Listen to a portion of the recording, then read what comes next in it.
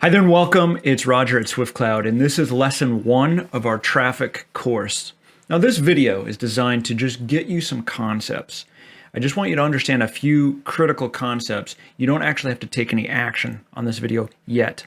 In future lessons, what I'll ask you to do is to think about things. I'll ask you to get out a sheet of paper and actually write some ideas down to get clarity into what it is that you sell, why people buy, that kind of thing.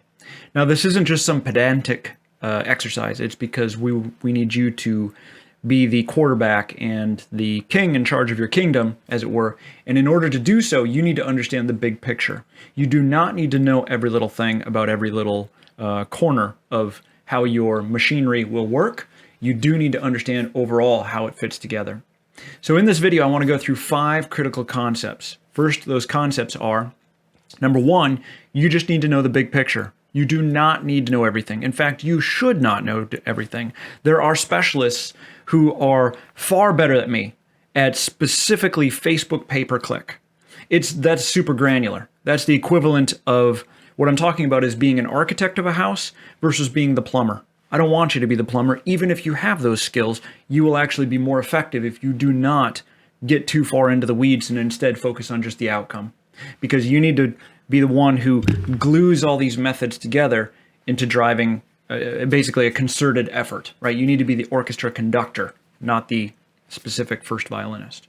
Okay, so you need to just know the big picture. Number 2, customer journey. We're going to talk about that. Number 3, there's a hierarchy of needs. Number 4, the bullseye framework. And number 5, truth is knowable. It's not just magic. It's not smoke and mirrors. It's not so much mystery. Marketing is a mix of artistry and what you see on, let's say, Mad Men, and it's also much more than that, science, with cold, hard numbers. And what's exciting about those cold, hard numbers is that there's truth in there. So just like accounting is the language of truth in business, then specific numbers are the language of truth for marketing. Let's dive into some details. So number 1, I touched on this. You just need to know the big picture. I don't want you to know about everything, but I want you to also beware of magic bullets. Now, the big picture is O2E, offers to eyeballs. You need to make a compelling offer delivered to the right people. And the right people, that's a little bit complex. There you have targeting. You have to know whether they're in market or not in market. Do they need the product? Do you sell an aspirin or do you sell a vitamin? If you sell an aspirin, then they need to have a headache. It means that they're in market or not. If you sell a vitamin, then usually that vitamin is applicable to most people most of the time, right? And so the upside is that everybody's in market. The downside is you still need to isolate who it is that you're targeting. Okay, so what you want to do is, and that's as much as you need to know about the big picture. You'll actually be more effective if you know less about marketing. Sounds counterintuitive, but again, I want you to just stay focused on the big picture, but you do need to know how these machines fit together, right? And just the basic idea. So on one side, you have the offer. The offer is what exactly, precisely, are you offering? So I say that because frequently people are too vague at the beginning, right? It's like, okay, well, I sell business financing. Guess what? I need to be way more specific than that. Are we talking about equipment funding specifically to tractors and people who want to buy a tractor? Now that's specific because now we can go reach tractor dealers, right? And get them to JV with you, and then you can give them money. And it's like, okay, great. I want to help you sell more tractors. Work with me to help you do that, whatever, right? You have to be super, super specific. And as part of the bullseye framework, which we'll talk about, but the concept is, I want you to start with 10 people, not 10,000, not 10 million. I get it. You want to build Starbucks, you want to build Nike, you want to build this huge, global brand that makes billions of dollars. We all want to get there. You need to first start with 10 people. Then you'll go to 100, then you'll go to 1,000, then you'll go to 10,000, then, right? Okay. We start really, really small, way too small. Then whatever you think is the case, that is the right. If it doesn't make you uncomfortable, it is not small enough. You need to be crazy specific at the beginning. And what you're doing is you're just testing the numbers and the math. And so that's how you build that machine so that you put in $100 and you get back $200. You put in $100, you get back $380. And then you put in $100,000 and you get back $380,000. That's how that happens. So the customer journey, what you need to do is be, let's say, the shepherd, the spirit guide, to take people on a little bit of a journey. The beginning of the journey is who? What? Never heard of them. Don't know anything about them. Zero brand recognition. Couldn't pick you out of a lineup if they had to. Then they move a little bit further to, I think maybe I've heard of them. It sounds familiar, right? Then it's like, oh yeah, I've definitely heard of them. I don't have any strong opinion, but it seems like, they're on my radar. I've heard of them. I'm acquainted. Next is, I've heard they're actually pretty good. They seem to be kind of active in this space. When I'm in market, I should think about using them. Next is where you perceive the buyer's journey to beginning, and that's a buying signal question. It's when I used to sell mortgages, people would come to me and say, well, what's your rate? That's wonderful. That's a great place to start a conversation, because that means that they're thinking of buying. It means that that is their concern, and it means they've started that journey. So whatever it is that you sell, let's see if they can solve X, right? Let's see if they can help me with my problem, right? Now I've got a little bit of a headache. Maybe that's a possible solution. So in search engine optimization, we have 3 stages. Everybody starts in problem aware, then they move to solution aware, then they move to brand aware. So problem aware is how to cure acne. Solution is where solution aware searches show up like best acne cream. Then brand aware is proactive prices, proactive acne cream prices. If somebody searches for the word prices, it means they're thinking of getting out their wallet and they're at the bottom of the funnel, right? So if you often see this sort of model of like the buyer's funnel, right? And really that's just an illustration of the customer journey. So as I mentioned before in the intro video, the customer journey varies by whatever it is that you sell. And sometimes it's not just about the money, sometimes it's about the complexity of the sale. So in the case of, let's say, a reverse mortgage, they don't have to come out of pocket with money, but they still do need to invest their time and their understanding and their trust, right? And so you still need to guide them on a journey. So anyway, we want to get them to that point of let's see if they can solve X. And that's typically when they actually first engage with you. So you may or may not be aware of this, but there's just like a seedling propping up, going through the ground. Before it even breaks the surface, there's all sorts of activity happening. And so in sales and in running a business, you need to work like a hunter and work like a farmer. Well, you work like a farmer and you plant lots of seeds out there, and then you germinate them. And then as soon as one starts to express interest, at that point you have an active lead, somebody who has raised their hand. At that point, then you switch into hunter mode, and you're like, okay, let's hone in on those people who are showing signs of being interested, right? That looks like either a catalyst event, and so if you identify the catalyst events, we can help you target those. So catalyst events, if you're in real estate, for example, could be somebody graduating high school, somebody getting a job promotion, somebody inheriting money from their parents, right? Now they're thinking about getting a new house. Those are examples of catalyst events. In the case of business funding, catalyst event could be like layoffs, right? So if you watched for layoff announcements and then you knew that company's starting to have cash problems, then maybe they're just short on cash, right? Well, that might not be a good business loan. Maybe you want to, but maybe they just need to simply restructure their funding, right? That could be the case. Could also be a government award of a contract. So let's say some company gets a contract for $1 million to repair some roads. That's a catalyst event. And if you target that company, say, hey, I can help you fund that contract, get you the money that you need now to fulfill that order, that's a catalyst event. So that's one of the methods of the bullseye targeting. I just want you to think about all this stuff. Again, you don't have to take any action yet. So again, what you need to be is the shepherd of the customer journey. Now, once somebody gets to the buying signal question and say, let's see if they can solve X. Let's see if they can refi my house. Can you lower the cost of my merchant cash advance? I already have a merchant cash advance. I want to lower one, right? It's taking too much of my money. It's like, okay, great. Well, let's swap it out and turn it into an SBA loan or something like that. So, or get a new merchant cash advance, whatever it is that you sell. So the next step is what we call a shy yes, or a tripwire, or a probationary purchase. When somebody makes that first purchase with you, they don't actually really trust you very much, right? And so you are actually probably right now there with me. You don't know anything about this. Like, okay, what did I buy? Did I buy a good thing? Did I make the right decision? That's where people start with you, and you want to make that as early as possible. And so in marketing, we'll talk about this later in the course, a tripwire offer. A tripwire offer is often a low cost, shy yes, sort of interested, but I had to get out my wallet, right? Might have been $1, might have been $7, might have been $20. It's some kind of low, easy to buy offer. Now, if you sell a service, let's say you were selling real estate or selling reverse mortgages or something, what you want then is get people to pay with information, right? So that they're, let's say, scheduling, investing their time instead of investing their money. It might be getting a free consultation with you. And so they're investing their time, right? That's the shy yes. It's like, okay, I'm starting to go on this journey. I'm willing to potentially be sold because, we've all walked into retail places. Person walks up to you and say, what brought you in today? I'm like, I'm just looking, right? What you're really saying is, I don't want to be sold. Something caught your eye or you have some need. You just don't want to communicate it because you don't want them bugging you. I get it. I do it too.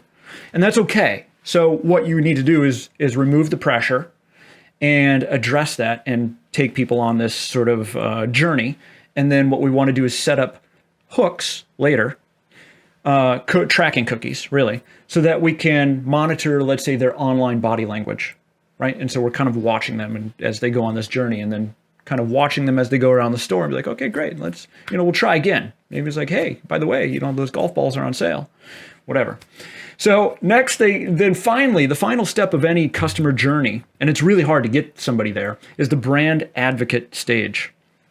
Brand advocacy only happens for the people that are truly impressed. And our goal of any business should be to get as many people as possible there. Some people are just never going to get there, right? So there's a system called Net Promoter Score, NPS, right? And it measures this. And even among really successful businesses that are top of their game, they never get 100% brand advocacy. That's just not possible. Most people are just too busy. So the vast majority of people are just going to smile, say thanks, and they're truly appreciative, but they just go on with their day, right? And if you can get them even to review you, you have to make it really easy for them to review them, and you frequently, to be candid, usually have to ask them multiple times. But if you make it clear that you're going to ask them multiple times, and the pestering will happen in a variety of ways, and you make it super easy. It's like, hey, click this one thing and it'll stop. And it's like, okay. And if you ask them at the right time, at the moment when they're really happy with you, right? So let's say I go to the dentist, I have a cleaning. Nobody ever wants to go to the dentist, but we all want great teeth, right? So we go to the dentist, and then right after my appointment, that's the time when they should ask me about my follow-up. About the review, that kind of thing. Okay, so that was the customer journey. Your goal is to be the shepherd and to lead your flock through that customer journey. Next, we want to go through the hierarchy of needs. You just need, again, don't have to take any action. Just want you to think about these kinds of concepts. So there is a hierarchy of needs, and the very lowest level, and a lot of people start here, is the brochure mode of web marketing. And the brochure mode is, let's say, a website that doesn't do anything in the sense that it doesn't make you money. It serves as evidence. If you meet somebody offline, it serves as evidence if somebody's like, hey, I think I'm going to buy from Bob. Let me Google him really quick. Okay, yeah, the website looks fine. It's my plumber's website, right? Is it exciting? No, it's not. It's just evidence that this person's a professional, that they've been doing it for a while, and it's like, right, it's just the lowest level. But important, nonetheless. That's where the game begins. If you don't have a website, you need to get one. So the next level is an online office, and that's where we start to add the functionality, right? And so let's say it's got an appointment scheduler. Let's say it's got newsletters. Let's say it has, like, that's starting to move up the value chain. But what you're trying to start to do is not just get the people who already know, like, and trust you. It's their people, right? And it's the people who are not on the customer journey. So right now at the very lowest level, right, there you're only dealing with the let's see if we can solve this problem people, right? Well, that's at that point the seed's already germinated and poked up, right? And so you're not getting as many. So the next level up is we want this online office. Next, we want the friends of friends, and that's kind of where it starts to get into that friends of friends. It's like, okay, let's make it easy for the friend of a friend. Okay, so I get that you already have people that know, like, and trust you. What about their friends? What about their referrals? You got to make it really easy for them to refer their friends, and you want to make it so that the friend in the middle looks good in doing so, that you're going to paint them in a good light, like this person's truly professional, and how good of them to refer this. I'm truly grateful that they're helping me solve this problem. So that means that there needs to be a higher level of polish on your website and your brand. And it also needs to be easy, right? And you want to kind of stay in front of them. And so you need to kind of build this brand. So related to this hierarchy of needs is that the brand, by the way, it's kind of important, is the brand exists in the mind of the consumer. So Nike is actually a promise. What it really is a promise that they've made, and they've built it brick by brick with these brand touch points. And it exists in your mind, right? So in the case of Nike and Starbucks and some of these huge brands, if you buy Nike items, right, it stands for just do it and athleticism and power and effectiveness and that kind of thing, right? That's what the brand promise is. So you need to build a mini brand. A mini brand might only exist in the mind of 10 people at first. And that's okay. That's actually great, because that's where the game starts. You start with just the 10 people, then 100, then 1,000. Next thing you know, you're at 100,000. Nike wasn't always a huge company. Fabulous book, Shoe Dog by Phil Knight, is a great story into the beginnings of how that brand worked, right? So it just started in college campus, and he started building shoes, and he was fiercely committed to some outcome. And then people kind of, went on that journey with him, right? And they started to get into that. So anyway, point being is a brand exists in the mind of the consumer, and that's built through a series of touch points. And the touch points are every time somebody engages with your brand and your branding, right? And that's your logo, your website, videos, that kind of thing, right? So all of this is really to bring people on this customer journey, and along that, you're going to need the hierarchy of needs, right? So I'm bouncing around all over, but all of it fits together. So we've got at the bottom of the hierarchy, we've got brochure mode. Next, we have like online office. Then we have friends of friends. Next, we have a customer factory. And so you need that to be a hub. To get to the stage where you have a customer factory, you're going to need brand assets and communication assets so that you can make those offers to the right eyeballs, right? So O to E, offers to eyeballs and offers to ears if you're on radio. Then it's, communicating this offer. And what you want to do is your website should lower the friction and also move earlier in the relationship the chance to engage with you, right? Your shy yes, right? So your tripwire offer, you want to make that as early as possible, but in order to do so, at that point, they don't really trust you, and therefore it's got to be super easy, right? So that's when you see things like the free newsletters and some free shy yes bait, and that's the basics of content marketing. The top of the hierarchy is community and leadership. So you get to have community, get to customer factory, and then finally get to community and leadership. And community as leadership is sites like, to their credit, let's say TurboTax and Intuit and that company, right? So there it's a hub, and I can go and I can get questions answered about my taxes, and we have people that are so fiercely advocating for us and helpful to others that they're using our framework. And at that point, we're actually building a framework, and that could be, how to solve a problem and that kind of thing, right? So, all right, so we've touched on this bullseye framework throughout this kind of conversation, but what I want you to start with is here's your homework for today, I guess, is you have to think about just 10 people, just 10, and they need to all be the same type of 10.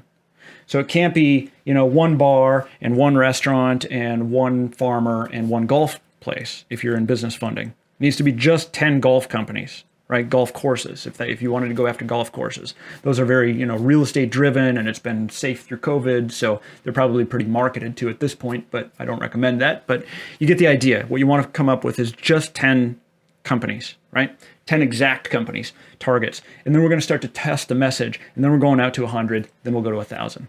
So we want to slow down. We're also going to talk about the bullseye framework in terms of how to reach somebody. That's coming later in this course. But the bullseye framework applies to both who do we want to reach, and then also how do we want to reach them. We'll put all that together, and we'll get that compelling message to the right people. So last concept is that truth is knowable. We'll go into this. We have one of these on specifically about truth. And what that means is analytics. So just like when you're sick, you take your temperature, and your temperature doesn't mean anything directly, but it tells you whether your body's fighting something or not, right? And so by knowing certain benchmark numbers, we should be able to send out a message, let's say, and then have some expectation as to did that land, right? And for that, you just need to know what are the baseline expectations. So when you're sick, your temperature should be roughly 98.6 or 96.7. It's kind of in that range, right? And if you're sick, if you have a temperature of 101 or 104, you're sick, right? And so by knowing those benchmark numbers, and those exist for different industries and by different media, and they look like click-through ratio, CTR, right? Click-through ratio. That's an example. And that tells you, did this headline resonate as truth, or did it resonate, or did it just fall flat?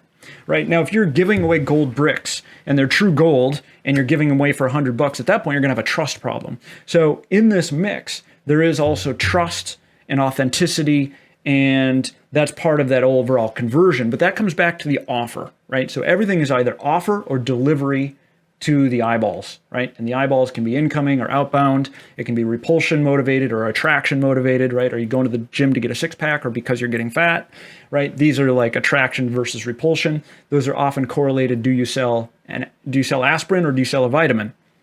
So typically, if somebody's repulsion motivated, then they're trying to get away from something, and that means that they're in market, right? And so you get the idea. That's the headlines. So those are the 5 concepts to just wrap this up. So you don't need to know the big picture.